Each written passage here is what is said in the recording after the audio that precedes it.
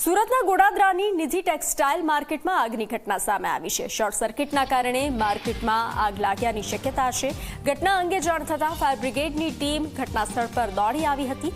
આગને કાબૂમાં લેવાની કામગીરી હાથ ધરવામાં આવી હતી। અગાઉ પણ નિધિ માર્કેટમાં એકવાર આગ લાગી હતી તો ફરી આ ઘટના સામે આવી છે। ઘટના અંગે જાણ થતાં ફાયર બ્રિગેડની ટીમ ઘટનાસ્થળ પર દોડી આવી હતી। આગને કાબૂમાં લેવાની કામગીરી હાથ ધરવામાં આવી હતી। આ સવારે 7:30નો કોલ છે। નિધિ ટેક્સટાઇલ માર્કેટના બેઝમેન્ટમાં ફાયર છે એન્ડ બેઝમેન્ટ 1માં કંઈક કારણોસરથી વાયરિંગમાં કંઈક આગ લાગી ગઈ હશે, જેના કારણે આખી વાયરિંગની જે એની ચેનલ જતી હતી અને મીટર પેટીઓને જેટલો બીજો સામાન વાયરોને બધું પડ્યું હતું એમાં કંઈક ફાયર થઈ ગઈ હતી। એટ પ્રેઝન્ટ પરિસ્થિતિ કાબૂમાં છે।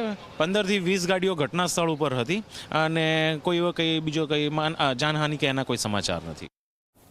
સુરત શહેરના ગોડાદરા વિસ્તારમાં આગનો બનાવ બન્યો છે। દ્રશ્ય જોઈ શકાય છે કે ગોડાદરા જે નિધિ ટેક્સટાઇલ માર્કેટ જે છે ત્યાં બેઝમેન્ટમાં આગનો બનાવ બન્યો હતો।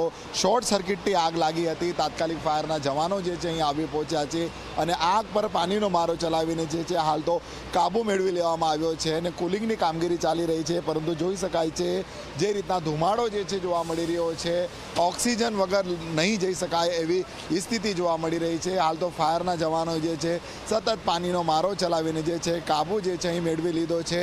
હાલ જોઈ શકાય છે કે જે રીતના આ પાર્કિંગની અંદર જે છે આગનો બનાવ બન્યો હતો અને જે રીતના કોલ મળવાની સાથે જ ફાયરની અલગ અલગ ટીમો જે છે અહીં આવી પહોંચી હતી અને સતત આગ પર પાણીનો મારો ચલાવીને કાબુ મેળવી લેવામાં આવ્યો છે। ત્યારે મહત્ત્વની વાત એ છે કે નિધિ ટેક્સટાઇલ માર્કેટની બાજુમાં જે છે રાજ ટેક્સટાઇલ માર્કેટ આવેલી છે। થોડા દિવસ પહેલાં જ જે છે ત્યાં પણ આગનો બનાવ બન્યો હતો અને કરોડો રૂપિયાનું નુકસાન થયું હતું। ત્યારે ફરી જે રીતના જે છે અહીં તેની બાજુમાં જ આવેલી જે આ નિધિ જે ઇન્ડસ્ટ્રીયલ જે નિધિ ટેક્સટાઇલ માર્કેટ કહી શકાય છે ત્યાં આગનો બનાવ બન્યો છે।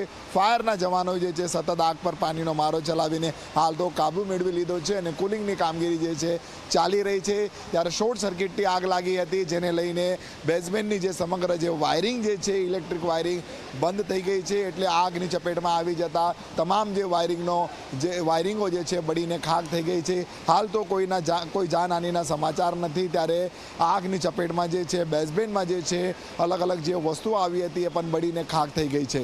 કેમેરામેન વિજય બૈસાને સાથે પ્રશાંત વિરેજી, મીડિયા, સુરત।